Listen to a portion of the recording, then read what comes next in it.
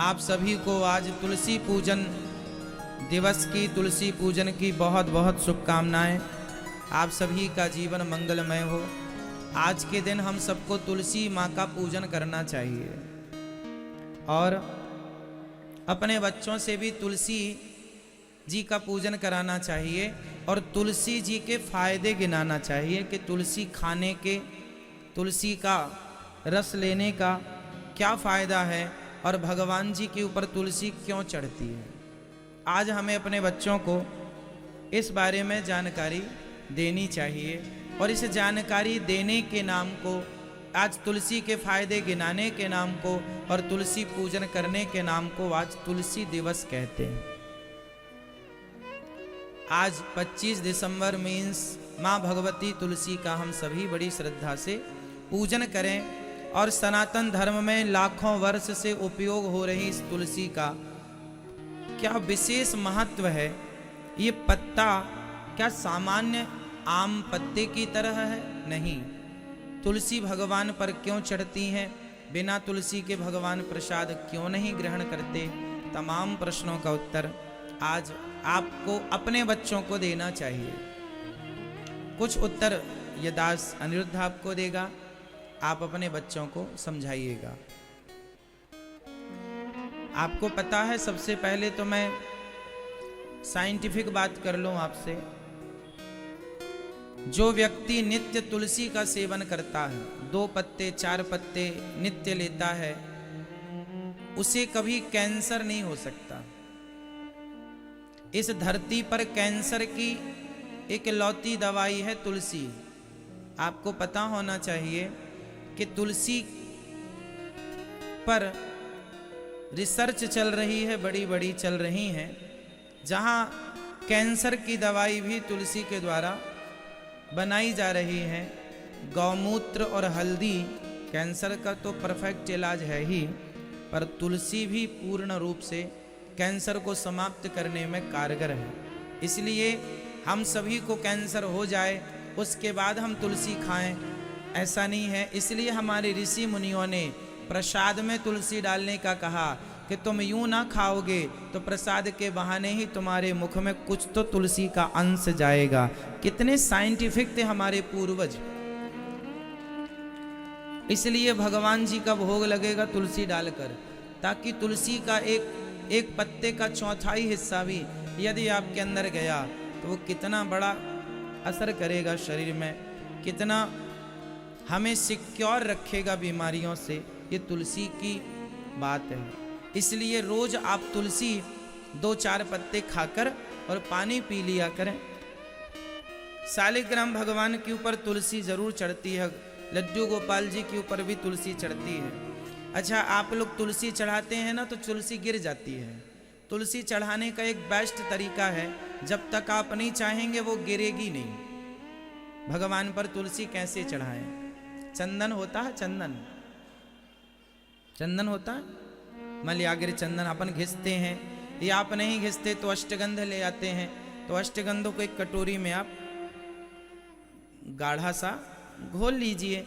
अब भगवान जी को तो चंदन आप लगाते होंगे, तो उस चंदन में तुलसी में चंदन से आप लिख लो, राम लिख लो, कृष्ण लिख लो। तुलसी में चंदन से राम या कृष्ण लिख लो तो राम भी लिख जाएगा, और फिर वह चंदन लगी तुलसी जब ठाकुर जी को चढ़ाएंगे तो वो चिपक जाएगी। फिर वो सूख जाने पर चंदन जब तक आप छोड़ाएंगे नहीं, निकलेगा नहीं। तो तुलसी यूं तो आप भगवान पर चढ़ाएंगे तो गिर जाएगी, है ना। इसलिए सबसे, जैसे लड्डू गोपाल जी को तुलसी कहाँ चढ़ानी चाहिए बताइए? लड्डू गोपाल जी के, आप सबके घर में लड्डू गोपाल जी होते हैं, बताइए किस अंग में लड्डू गोपाल जी के तुलसी चढ़ाना चाहिए? आप कहाँ चढ़ाते हैं? हाँ, पाँव में। जो लड्डू गोपाल जी की आपने देखी होगी, ऊपर शिखा होती है, चोटी, यहाँ ऊपर उठा हुआ हिस्सा, ये तुलसी हमेशा भगवान के ऊपर चढ़ती है ना।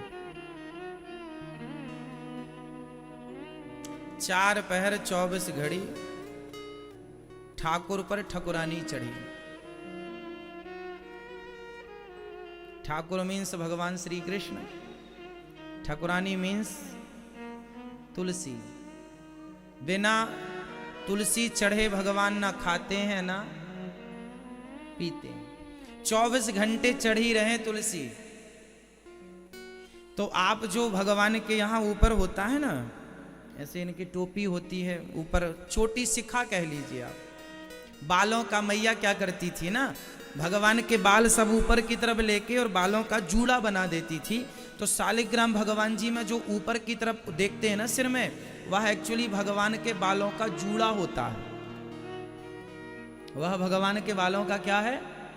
जूड़ा। तो उस पर ये तुलसी लेना है और तुलसी पर चंदन लगाकर, चंदन पे आप राम लिख लो, श्री कृष्ण लिख लो, है ना, प्यार से, और फिर लिख कर चंदन से और ये ठाकुर जी के ऊपर चढ़ा दो तो उसमें चिपक जाएंगी। फिर उसके बाद अब जब बाल इत्यादि आप श्रृंगार करती हैं मुकुट का, फिर वो मुकुट से बालों से वो गिरेंगी नहीं। यदि ठीक ठीक चिपक गई तो फिर वो कल तक, जब तक आप दूसरे दिन स्नान नहीं कराएंगे, आप छुड़ाएंगे नहीं, तब तक नहीं छूटेगी। तो शालिग्राम भगवान जी पर ऐसे अब सिर पे ऐसे चढ़ाएंगे ना तो गिर जाएंगे। अब जैसे लड्डू ठाकुर जी लेते हैं तो लड्डू पर तुलसी रख देते हैं। ये जो भगवान के हाथ में लड्डू गोपाल जी हैं, लड्डू लिए हैं, तो ये लड्डू काहे का है बताइए? भगवान जी को लड्डू गोपाल जी क्यों कहते हैं? आपके घर में गोपाल जी है ना, उन्हें हम लोग लड्डू गोपाल जी कहते हैं। बताइए लड्डू गोपाल क्यों कहते हैं? क्योंकि भगवान माखन खाते थे। और ये जो भगवान के हाथ में लड्डू होता है ना, एक्चुअली ये लड्डू मोतीचूर का लड्डू नहीं है, यह माखन का लड्डू, ये माखन का गोला है। अब आप उसे लड्डू कहें, अनेक भाषाओं में कुछ भी कहें, वो माखन का गोला होता है। भगवान माखन का गोला, ये उस समय, ये जो भगवान का चित्र है, ये जो भगवान की छवि है, ये किस समय की छवि है आप बताओ? ये जो गोपाल जी आप सबके घर में जो लड्डू गोपाल जी होते हैं, यह गोपाल जी ये ऐसे क्यों है? इनका एक पांव ऊपर है, एक पांव नीचे है। ये कब की छवि है? ये कब की, ये फोटो भगवान की कब खींची होगी? ये उन दिनों की बात है जब भगवान अपने घर में चोरी करना सीख रहे थे। माखन का गोला मैया ने बना बना के रखा था, भगवान घुटनों के बल चलते थे। तो भगवान एक माखन का गोला लिए और भाग रहे थे जल्दी जल्दी, मैया ना देख ले, मैया ना देख ले। तो भगवान घुटनों के बल भाग रहे हैं, तो वो भगवान के चलने की वो छवि फिर मैया के सामने खड़ी हो गई। तो श्याम सुंदर ने मुस्कुरा दिया। अब सामने मैया खड़ी है और श्याम सुंदर के एक हाथ में मक्खन का गोला है और नीचे एक चरण है, एक ऊपर, और ठाकुर जी मैया को देख रहे हैं और मुस्कुरा रहे हैं। बस वही छवि है, श्याम सुंदर भगवान को देख रहे हैं। तो इनके ऊपर तुलसी ऐसे चढ़ती है। तुलसी के अनेक फायदे हैं। कहते हैं घर में तुलसी के होने से घर में जो वास्तु दोष होता है, उस दोष से भी तुलसी से हमें मुक्ति मिल जाती है। मतलब दोष तो है पर उसके प्रभाव, दुष्प्रभाव कम पड़ते हैं तुलसी के होने मात्र से। अच्छा, आप एक चीज और जान लीजिए, तुलसी एक ऐसा पौधा है 24 घंटे ऑक्सीजन देता है। जैसे पीपल 24 घंटे ऑक्सीजन रिलीज करता है, ऐसे तुलसी है 24 घंटे ऑक्सीजन देती है। जहां तुलसी की मात्रा ज्यादा होगी वहां ऑक्सीजन पर्याप्त होगा। इसलिए घर में तुलसी जरूर लगाएं और ज्यादा मात्रा में लगाएं। कुछ लोग एक ही लगाते हैं, नहीं, एक नहीं, 2 4 6 10 20 पूरे घर में तुलसी लगाओ। अच्छी चीज है ना, बुरा तो है नहीं, कोई साइड इफेक्ट तो है नहीं उसके। इसलिए तुलसी ज्यादा से ज्यादा लगे और तुलसी की सेवा हो, है ना। ऐसे देखो वृंदावन में तुलसी की माला मिलती, ये मालाएं सब जगह नहीं मिलती। देखो जो आप देख रहे हैं भागवत जी के ऊपर, ये देखो तुलसी की माला है। कभी कभी ना ज़्यादा तुलसी होंगी, फिर आप क्या करेंगे, कभी कभी, रोज नहीं, कभी कभी फिर तुलसी के पत्ते आप तोड़कर अपने सुंदर सी माला बनाओ, फिर वो माला ठाकुर जी को पहनाओ। तो कभी कभी ठाकुर जी का श्रृंगार तुलसी से हो। 11 पत्ता रोज तोड़ लिए और हर पत्ते पर श्री कृष्ण या श्रीमन नारायण लिखकर भगवान के ऊपर चढ़ाओ। श्रीमन नारायण श्रीमन नारायण श्रीमन नारायण चरणौ शरणं प्रपद्ये श्रीमते नारायणाय नमः, एक चढ़ा दिया।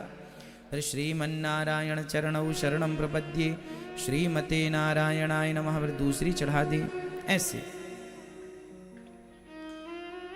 चढ़ाना चाहिए, ये अर्चन होता है। जो तुलसी से नित्य अर्चन करते हैं उनके घर में धन धान्य की सदा वृद्धि ही होती है, कमी नहीं होती। तो आज सभी को तुलसी पूजन की बहुत बहुत शुभकामनाएं। आप सभी के जीवन में भगवान की मंगलमयी कृपा बनी रहे। बच्चों को बहुत समझाइए, हमने तो शॉर्ट में ही सब बताया, बाकी अब विस्तार से और चीजें। ये तुलसी कौन है, इनका नाम है वृंदा, इसीलिए इसे वृंदावन कहते हैं। पहले यहाँ पर पूरे तुलसी का ही जंगल था, तुलसी का ही वन था, इसलिए इस धरा का नाम पड़ गया वृंदावन। जहाँ तुलसी का वन हो उसे कहते हैं वृंदावन। एक चीज और आपको बता दूं आपकी जानकारी के लिए, कि जब तुलसी, आपको तुलसी की कथा तो पता है कि ये पहले जालंधर की पत्नी थी वृंदा। किस किस को पता है ये बात? आपको पता है? नहीं आपको पता है दादाजी? चलो फिर सुना देते हैं। तुलसी का इतिहास क्या है। आज तुलसी दिवस है, इसीलिए तुलसी जी का इतिहास थोड़ा सा बताएंगे, फिर आपको आगे कथा में ले चलेंगे, है ना। जालंधर, पंजाब में एक शहर का नाम भी है जलंधर। उस जालंधर नामैया जलंधर से हो? अच्छा, तो आप तुलसी के यहां से हो। जलंधर की पत्नी, वो जालंधर कहाँ रहता था? पंजाब में, आज भी उसके नाम से शहर है। तो जालंधर नाम का एक राक्षस था, उसकी पत्नी का नाम था वृंदा। वृंदा ने 10,000 वर्षों तक तपस्या करी और तपस्या करके भगवान से कहा कि हे प्रभु, आप मुझे पति के रूप में प्राप्त हो। भगवान श्रीमन नारायण से क्या कहा वृंदा ने? कि आप मुझे पति के रूप में प्राप्त हो।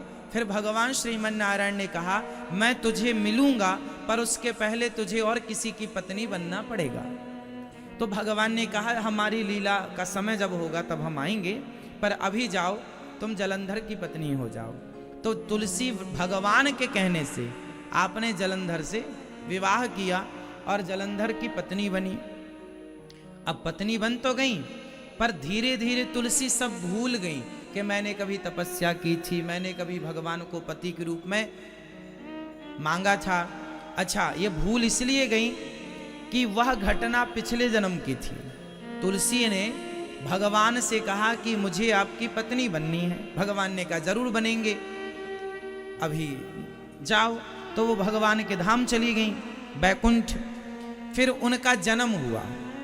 भाई संसार में आए हैं तो नया जन्म लेके आना पड़ेगा। तो उनका एक जन्म हुआ वृंदा के नाम से। फिर वृंदा का विवाह हुआ जलंधर से। जलंधर बड़ा दुष्ट आदमी था। अच्छा, ये बड़ी पतिव्रता नारी थी। इनके पातिव्रत बल पर वह जलंधर बड़ा अत्याचार करता था, मारा मरता नहीं था। तो देवताओं ने भगवान से कहा कि प्रभु, ये जालंधर तो बड़ा दुष्ट है और ये मरता नहीं है। भगवान शंकर मारने गए, शंकर जी से ना मरा। क्यों? क्योंकि पत्नी पतिव्रता थी, पत्नी ने मरने नहीं दिया। बड़ी पति, यदि कोई इसके पातिव्रत धर्म को बिगाड़ेगा तब इसका पति मरेगा, वरना इसके पति को मारने वाला धरती में कोई पैदा नहीं हुआ। शंकर जी ना मार पाए। कब मरेगा? जब इस पत्नी का कोई पातिव्रत बिगाड़ेगा। अब बिगाड़े कौन? कोई ऐरा गैरा नत्थु खैरा तो बिगाड़ नहीं सकता। बिगाड़े कौन? तब भगवान के पास देवता गए, प्रभु रक्षा करिए रक्षा करिए। भगवान नारायण ने कहा अच्छा मैं करता हूं। तब भगवान ने जालंधर का रूप बनाया। भगवान ने जालंधर का रूप बनाया और वृंदा के पास गए और उनके पास जाकर भगवान ने उनके संग रहकर और उनके साथ क्रीड़ा की, लीला की। अच्छा, वृंदा एक दीपक जलाए रखी थी। जब तक ये दीपक जलेगा तब तक उसे पता है कि मेरा पति जिंदा है, कोई नहीं मार सकता। दीपक उसका घर में जल रहा था, लड़ रहा था शंकर जी से। अब भगवान ने जब बिगाड़ दिया उसका पातिव्रत, तो वो शंकर जी से लड़ते लड़ते मारा गया, मर गया। जलंधर मर गया, दीपक बुझ गया। तो वृंदा को पता चल गया कि ये जो आदमी है ये कोई और है। तुरंत उसने कहा आप कौन हैं? भगवान ने कहा मैं भगवान हूं। आप भगवान होकर आप तो पतिव्रता नारियों के सती को, सतीत्व को बचाते हैं, आप उजाड़ने कब से लगे? भगवान बोले मैं उजाड़ा नहीं हूं, मैंने तेरी इच्छा पूरी की है। वृंदा ने कहा मेरी क्या इच्छा है? भगवान ने कहा तुमने पिछले जन्म में तपस्या की थी कि भगवान आप मुझे पति के रूप में प्राप्त हो, तो मैं भगवान तुम्हारे पिछले जन्म के वरदान हेतु, आशीर्वाद हेतु, तपस्या के कारण तुम्हारा पति बनकर आया हूं। अब तुम सदा के लिए मेरी पत्नी हो। मैं तुम्हें अपनी पत्नी के रूप में स्वीकार करता हूं। मैं तुम्हें तुम्हारा पाणी ग्रहण संस्कार करता हूं, स्वीकार करता हूं।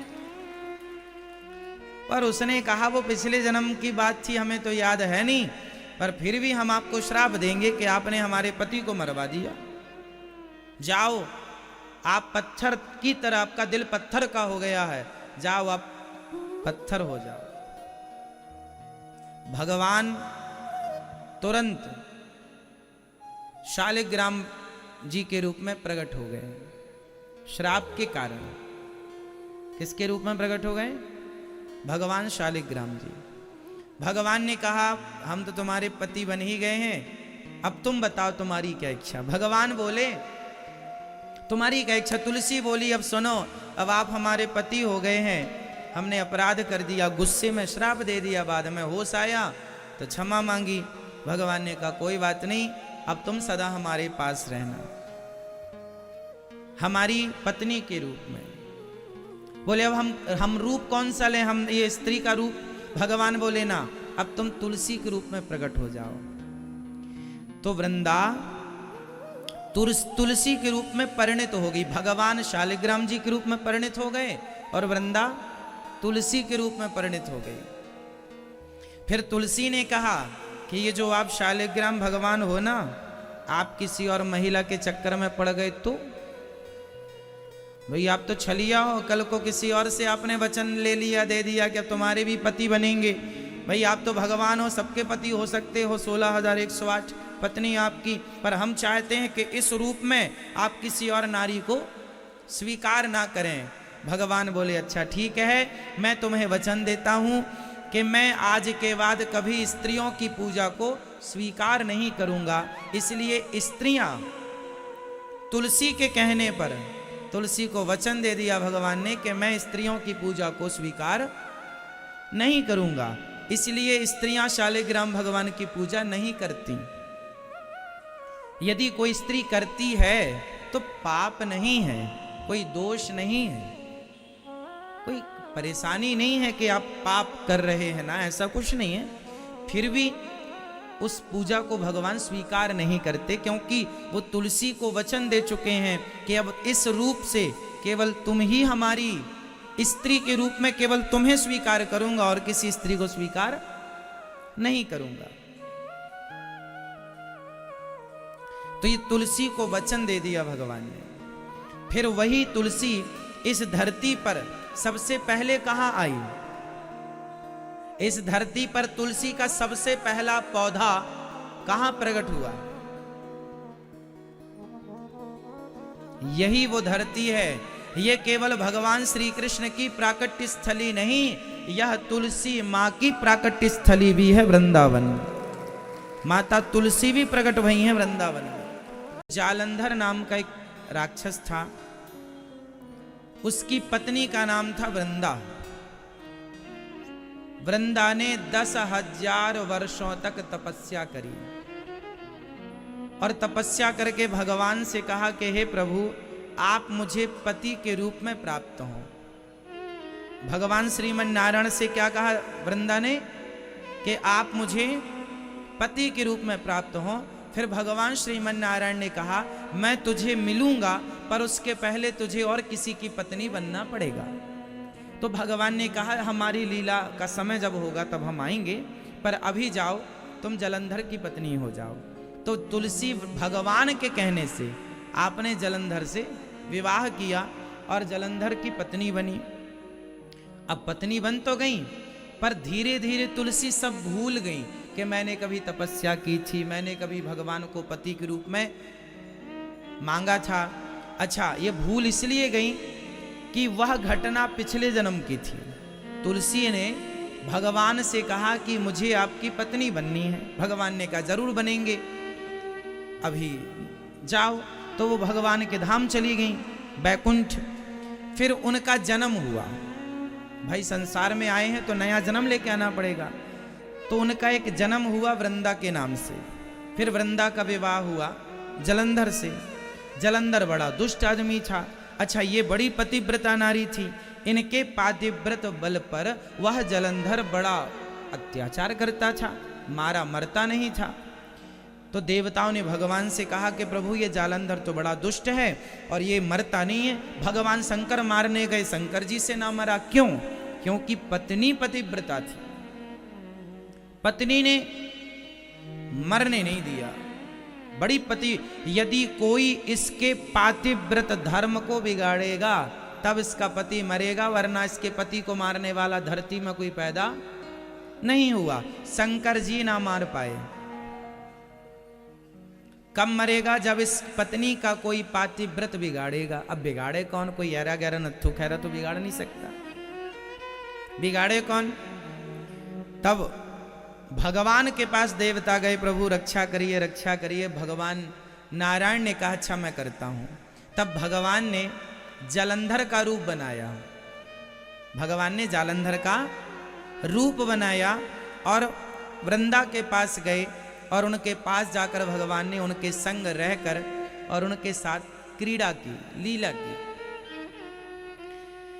अच्छा, वृंदा एक दीपक जलाए रखी थी। जब तक ये दीपक जलेगा तब तक उसे पता है कि मेरा पति जिंदा है, कोई नहीं मार सकता। दीपक उसका घर में जल रहा था, लड़ रहा था शंकर जी से।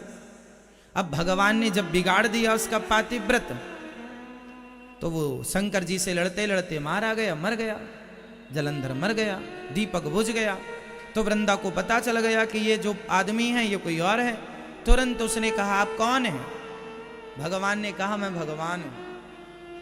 आप भगवान होकर आप तो पतिव्रता नारियों के सती को, सतीत्व को बचाते हैं, आप उजाड़ने कब से लगे? भगवान बोले मैं उजाड़ा नहीं हूं, मैंने तेरी इच्छा पूरी की है। वृंदा ने कहा मेरी क्या इच्छा है? भगवान ने कहा तुमने पिछले जन्म में तपस्या की थी कि भगवान आप मुझे पति के रूप में प्राप्त हो, तो मैं भगवान तुम्हारे पिछले जन्म के वरदान हेतु, आशीर्वाद हेतु, तपस्या के कारण तुम्हारा पति बनकर आया हूँ। अब तुम सदा के लिए मेरी पत्नी हो। मैं तुम्हें अपनी पत्नी के रूप में स्वीकार करता हूँ। मैं तुम्हें तुम्हारा पाणी ग्रहण संस्कार करता हूँ, स्वीकार करता हूँ। पर उसने कहा वो पिछले जन्म की बात थी, हमें तो याद है नहीं, पर फिर भी हम आपको श्राप देंगे कि आपने हमारे पति को मरवा दिया। जाओ, आप पत्थर की तरह, आपका दिल पत्थर का हो गया है, जाओ आप पत्थर हो जाओ। भगवान तुरंत शालिग्राम जी के रूप में प्रकट हो गए।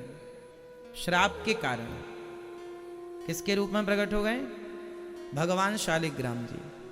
भगवान ने कहा हम तो तुम्हारे पति बन ही गए हैं, अब तुम बताओ तुम्हारी क्या इच्छा? भगवान बोले तुम्हारी क्या इच्छा? तुलसी बोली अब सुनो, अब आप हमारे पति हो गए हैं, हमने अपराध कर दिया, गुस्से में श्राप दे दिया, बाद में होश आया तो क्षमा मांगी। भगवान ने कहा कोई बात नहीं, अब तुम सदा हमारे पास रहना, हमारी पत्नी के रूप में। बोले अब हम रूप कौन सा लें? हम ये स्त्री का रूप?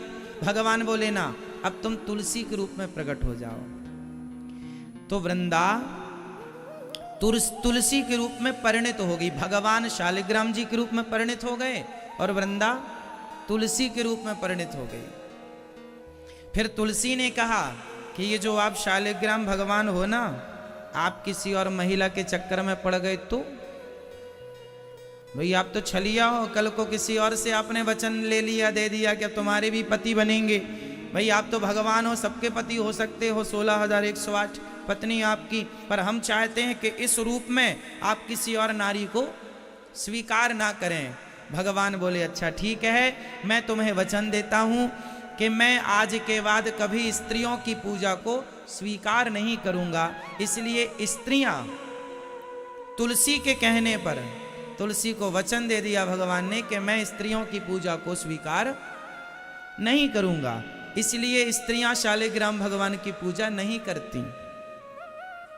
यदि कोई स्त्री करती है तो पाप नहीं है, कोई दोष नहीं है, कोई परेशानी नहीं है कि आप पाप कर रहे हैं ना, ऐसा कुछ नहीं है। फिर भी उस पूजा को भगवान स्वीकार नहीं करते, क्योंकि वो तुलसी को वचन दे चुके हैं कि अब इस रूप से केवल तुम ही हमारी स्त्री के रूप में केवल तुम्हें स्वीकार करूंगा और किसी स्त्री को स्वीकार नहीं करूंगा। तो ये तुलसी को वचन दे दिया भगवान ने। फिर वही तुलसी इस धरती पर सबसे पहले कहां आई? इस धरती पर तुलसी का सबसे पहला पौधा कहां प्रकट हुआ? यही वो धरती है। ये केवल भगवान श्री कृष्ण की प्राकट्य स्थली नहीं, यह तुलसी मां की प्राकट्य स्थली भी है वृंदावन। माता तुलसी भी प्रकट हुई है वृंदावन में। सबसे पहला जो पौधा तुलसी का है वह वृंदावन में ही प्रकट हुआ। और सबसे पहले शालिग्राम भगवान कहां प्रकट भये? कौन बताएगा? सबको पता है, वैसे कई बार हमने बताया है। सबसे पहले तुलसी कहां प्रकट भई? वृंदावन में। और शालिग्राम भगवान कहां? गंडकी नदी नेपाल में है। नेपाल पहले भारत का ही हिस्सा था, कोई बंटवारा नहीं था उस समय। तो नेपाल मीन्स अब आप जान रहे हैं, वहां गंडकी नदी है। उस नदी को चक्री नदी भी कहते हैं। शालिग्राम भगवान आज भी वहां प्रकट होते हैं। और आपको एक चीज और बताऊं, शालिग्राम भगवान कोई सामान्य नहीं होते। शालिग्राम भगवान की प्रतिष्ठा नहीं होती। आप घर में ले जाइए और पूजा करने स्टार्ट कर दीजिए, उनकी प्रतिष्ठा करने की जरूरत, वह स्वयं प्रतिष्ठित हैं, उन्हें प्रतिष्ठा की आवश्यकता। जैसे नर्मदेश्वर, नर्मदा मां से आप कोई भी पत्थर उठा लीजिए, वह शंकर है। आप शंकर जी बाजार से खरीदें तो आप घर में ले जाके उनकी प्राण प्रतिष्ठा करानी पड़ती है। पर नर्मदा जी का कोई भी पत्थर उठा कर ले जाइए और पूजा अभिषेक करिए, उनकी कभी प्राण प्रतिष्ठा कराने की जरूरत नहीं है। नर्मदेश्वर के नाम से वो जाने जाते हैं और वह स्वयं प्रतिष्ठित होते हैं। नर्मदा के कंकड़ में शंकर होते हैं, इसलिए उस कंकड़ की प्रतिष्ठा करने की जरूरत, मूर्तिकार जो पत्थर से, छेनी हथौड़ों से छिलाई करके जो शंकर जी बनाएगा, उनकी तो आपको प्रतिष्ठा करानी पड़ती है। इसलिए सर्वश्रेष्ठ शंकर जी विशेष रूप से नर्मदा जी से ही प्राप्त किए जाते हैं। और नर्मदेश्वर हो तो बात क्या है। तो शालिग्राम भगवान, नर्मदेश्वर और लड्डू गोपाल जी, इन तीनों की प्रतिष्ठा करने की जरूरत नहीं होती, ये स्वयं प्रतिष्ठित हैं। ले जाके आप अभिषेक करके पूजा कीजिए। किन किन की? शालिग्राम भगवान, लड्डू गोपाल जी और नर्मदेश्वर, नर्मदा का कंकड़ शंकर है। तीन, इनकी प्रतिष्ठा करने की जरूरत नहीं होती। शालिग्राम भगवान कितने छोटे होते हैं आपको पता है? सबसे छोटे शालिग्राम भगवान कितने बड़े होते हैं?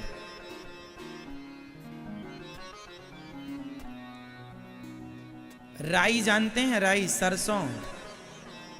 सरसों का जो दाना होता है, उस दाने में भी, सरसों के दाने में भी आप हाथ में लेंगे ना तो कुछ दाने बड़े होंगे, कुछ दाने बिल्कुल। तो जो सबसे छोटा दाना होता है सरसों का, इतने बड़े शालिग्राम जी भी होते हैं। और संत लोग क्या करते हैं, ऐसे छोटे शालिग्राम भगवान को अपनी आंखों में रख लेते हैं। सवेरे निकाल के नहवाते हैं, पूजा पाठ करते हैं, और बाकी समय अपनी आंखों में रख करके ठाकुर जी को घूमते रहते हैं। कहीं जाएंगे उनकी आंखें ही ठाकुर जी की आसन होती है। ऐसे ऐसे रसिक भक्त होते हैं जो भगवान को अपनी आंखों में वास कराते हैं। निकाल लिया, स्नान पूजा कराई, भोग लगाया, फिर भगवान को रख लिया, चलो आगे। ऐसे ऐसे शालिग्राम भगवान। तो शालिग्राम भगवान पर तुलसी जब तक ना चढ़े पूजा अधूरी है। इसलिए अच्छा, शालिग्राम भगवान में चक्र भी होता है। ये देखिए चक्र बना हुआ है।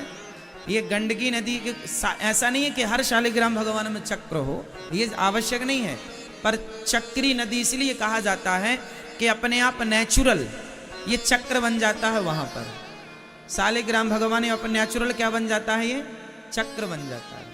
ये शालिग्राम भगवान गौरी गोपाल मंदिर में शालिग्राम भगवान है, दर्शन कीजिएगा। ये चक्र बने हुए, हर शालिग्राम जी में चक्र हो ये आवश्यक नहीं है। अच्छा, असली शालिग्राम भगवान पता है क्या खाते हैं? गोल्ड, सोना। आप सोना घिसते चले जाइए, आप सोने की अंगूठी है, सोने का कोई भी है चीज, आप घिसिए, सारा समाता चला जाएगा। जितना वजन शालिग्राम भगवान का होगा, यदि वह 100 ग्राम के हैं तो 100 ग्राम सोना खा सकते हैं, और जब चाहें आप वापस निकाल भी सकते हैं।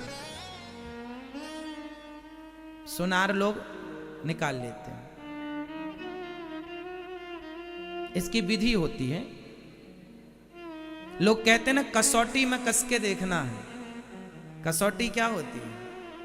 पहले के लोग सोने को कैसे चेक करते थे कि असली सोना है? पहले इतना केमिकल, इतना आज की तरह सब नहीं था ना। तो पहले शालिग्राम भगवान में वो अलग ले जाते थे और पूरा सोना अंदर कर देते। यदि पूरा अंदर चला गया तो सोना है, क्योंकि सोने के सिवा कुछ अंदर जा ही नहीं सकता। शालिग्राम भगवान में पीतल नहीं जा सकता, तांबा नहीं जा सकता। तो शालिग्राम भगवान सोने को ग्रहण करते हैं और सोना वापस लेकर के वापस जस का था ज्यों का त्यों, जितना का उतना वापस कर देते हैं। इसका अर्थ ये हुआ कि भगवान कहते हैं कि तेरे पास जितना है सब कुछ मुझे समर्पित कर दे, मैं उससे एक रत्ती नहीं लूंगा, पर तेरा अभिमान मिट जाएगा कि ये मेरा है, सब भगवान का है, ये भाव बन जाएगा।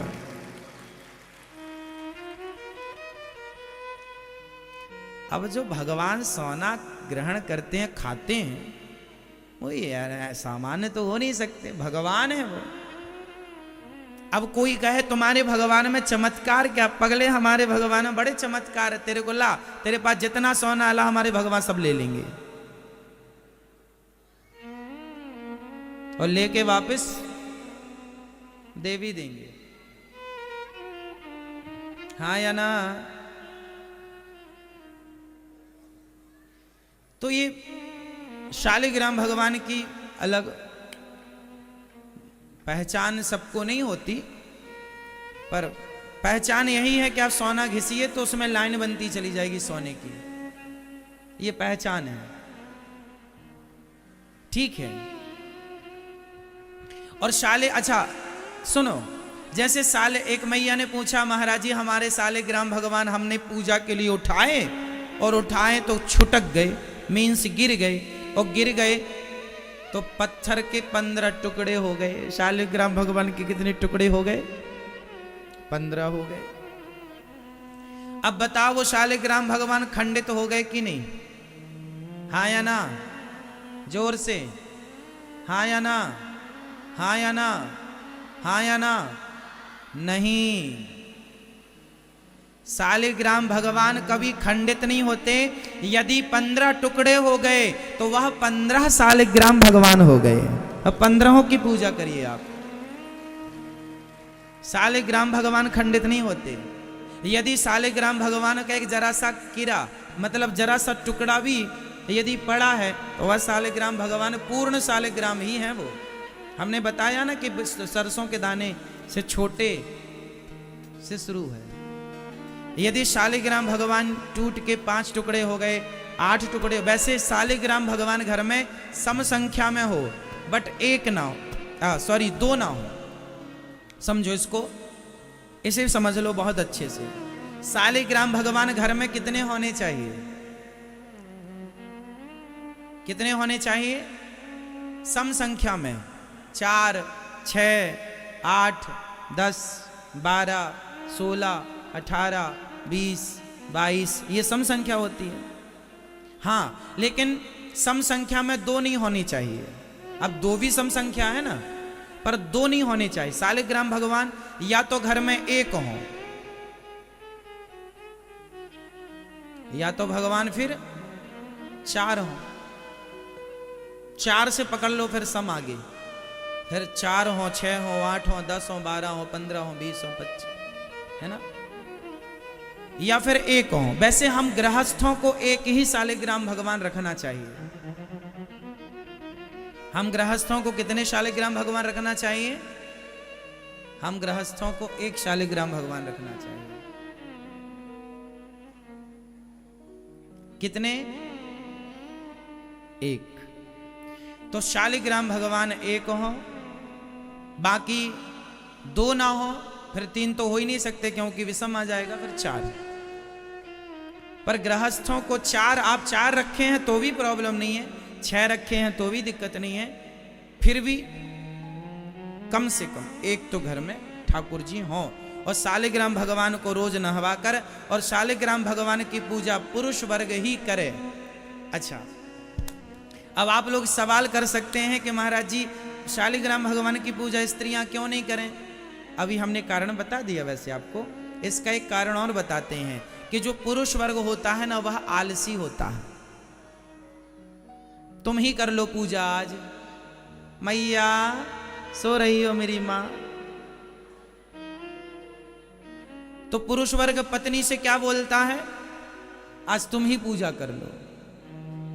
तो घर में जितने भगवान हैं वो किसके सुपर्द होते हैं? मैयाओं के। तो पुरुष क्या कहते हैं? तुम कर लो, तुम कर लो। इसीलिए उस पूजा में एक भगवान ऐसे हैं जो भगवान तुम्ही को बुलाएंगे, तुम ही आओ, हम तुम्हारी पूजा ग्रहण करेंगे। इसी बहाने लड्डू गोपाल जी की पूजा स्त्री कर ले और शालिग्राम भगवान को छोड़ दे, ताकि पति कितना भी आलसी हो, जब नहा तब कर भैया कर, ये तेरे ही भरोसे। इसी बहाने पुरुष वर्ग भी पूजा करे, इसलिए ये विधा बनाई गई। हमारे ऋषि मुनियों को पता था ना कि पुरुष वर्ग आलसी होता है, महिलाएं बेचारी सवेरे से पूजा, पूरे भगवान महिलाओं के अंडर में होते हैं। क्यों? वो पूजा करें, वो नहवाएं तो नहाएंगे भगवान, वो खवाएं तो खाएंगे भगवान, ना भगवान भूखे रहेंगे। पुरुष को कहाँ फुर्सत है सोने से, प्रपंच करने से। इसलिए शालिग्राम भगवान ने अलग तरीका निकाला कि तुम करो। तो जिस घर में लड्डू गोपाल जी और शालिग्राम भगवान होते हैं, वह घर स्वयं अपने आप में तीर्थ होता है। वह घर तीर्थ है। जिस घर में लड्डू गोपाल जी नहीं, शालिग्राम भगवान नहीं, वो घर नहीं, शमशान है, श्मशान है वो। इसलिए अपने घर को श्मशान ना बनाया जाए, आप अपने घर को स्वर्ग बनाएं, तीर्थ बनाएं, जहाँ शालिग्राम भगवान, जहाँ तुलसी, जहाँ उनकी आरती, उनकी पूजा नित्य। त्वमेव माता, सभी लोग भगवान से रोज कहा करो, त्वमेव माता च पिता त्वमेव, त्वमेव बन्धुश्च सखा त्वमेव, त्वमेव विद्या द्रविणं त्वमेव, त्वमेव सर्वं मम देव देव। रोज भगवान से प्रार्थना, आप ही हमारी माता हो, आप ही हमारे, हे प्रभु आपके सिवा हमारा कोई नहीं। बोलो हे नाथ, हे श्रीमन नारायण, मैं आपको कभी भूलूं नहीं। ऐसा हमें रोज दिन में 10-10, 100-100 बार कहो, हे नाथ मैं आपको कभी भूलूं नहीं। तो शालिग्राम भगवान की पूजा कौन करेगा? करना चाहिए। देखो आप पुरुष वर्गों के मेरी प्रार्थना हाथ जोड़कर है, आप थोड़ी सा समय निकालकर भगवान जी को नहवा दो, तुलसी चढ़ा दो, फिर भोग जो पत्नी लेके आ जाए फटाफट आप भोग लगा दो। आपको करना चाहिए। सबसे सरल और सबसे कम समय में पूजा किसकी होती है? शालिग्राम भगवान। पानी में डुबा के निकाल लो, पानी में डुबा के निकाल लो, तुलसी चढ़ा दो, हो गई पूजा। आपको ज्यादा समय नहीं है तो हम इतना बता रहे हैं, शालिग्राम भगवान को पानी में डुबाओ और निकाल के रख दो, है ना, और तुलसी चढ़ा दो, हो गई पूजा। चंदन है तो चंदन लगा दो, फूल है तो फूल चढ़ा दो, वरना वो तुलसी से ही खुश है। और यदि है दाल रोटी भगवान ने दे रखी है तो जरा सा रोटी का टुकड़ा तोड़कर दाल लगाओ, साग लगाओ, जो भी बनाए वो लगाओ, हे भोग, हे श्रीमन नारायण ग्रहण कीजिए। लगाया 5 बार लगा के। अब आप लोग थाली पूरी रखते हैं, हे भगवान खाओ, ऐसा नहीं होता। थाली लगाओ, तुलसी का पत्ता डालो और प्यार से तोड़ कर, है ना, रोटी तोड़ी, साग लगाई, हे ठाकुर जी, हे श्याम सुंदर ग्रहण करो, ऐसा भाव बनाओ कि भगवान जी खा रहे हैं, है ना, और भगवान जी खा रहे हैं, ऐसा भाव बना के ठाकुर जी के मुंह तक ले जाके, स्पर्श नहीं कराना मुंह में, है ना, इस दूर छोड़ा, ऐसे भगवान से दूर रख के भाव बनाना कि खा रहे हैं, ले जाके भाव बना के और रोटी और रख दो। ये एक हो गया। फिर दूसरा भी निकाल लो, रोटी तोड़ो, सब्जी दाल लगाओ, जो भी है, अचार है इत्यादि, चटनी है ना, लगाओ, ठाकुर हे